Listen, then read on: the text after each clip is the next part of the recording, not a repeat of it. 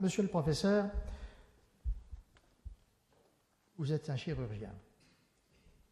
Et au cours de votre carrière, vous avez été amené à fonder un institut, l'IRCAD, en 1994, l'Institut de recherche sur les cancers de l'appareil digestif.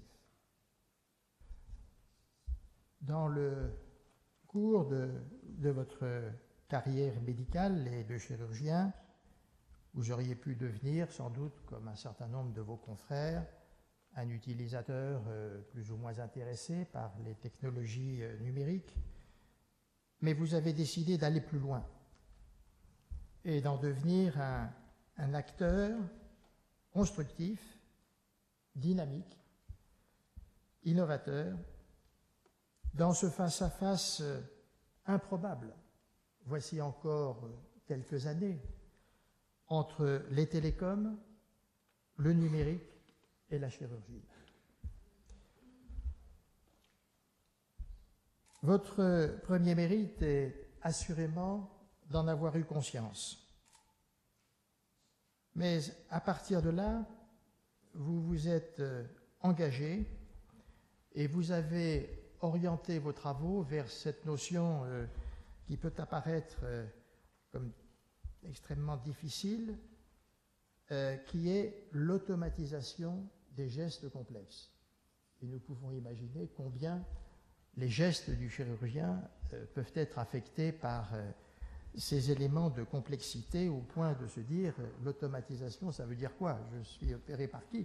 Par le chirurgien, par sa main ou par un élément matériel et intermédiaire. Vous avez donc approfondi vos travaux sur deux notions.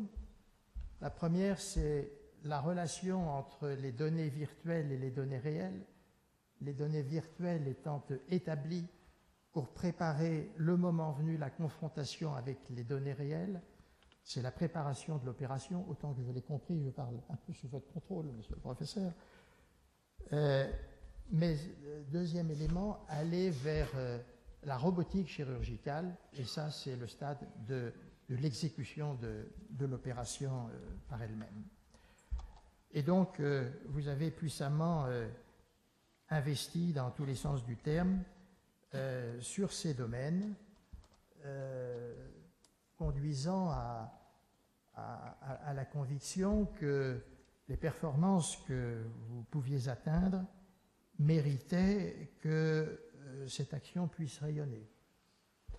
Vous avez donc choisi de la compléter pour la faire rayonner, d'une part par la formation, non seulement je pense, de confrères français, mais sur le plan international, de très nombreux chirurgiens venus de partout dans le monde, formation et échange à travers également une université intitulée WebSurf.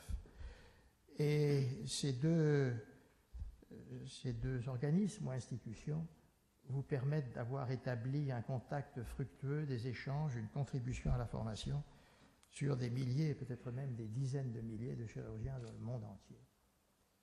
Donc, si vous aviez eu le souci et la volonté, je dis, de rayonner et pour ce faire de devenir une forme d'ambassadeur des technologies et de l'expertise dont vous êtes le porteur, eh bien vous avez été un acteur exceptionnel en la matière et cela se traduit par des créations d'instituts complémentaires de l'IRCAD dans un certain nombre de pays dans le monde, et nous avons noté en particulier au Brésil et en Asie.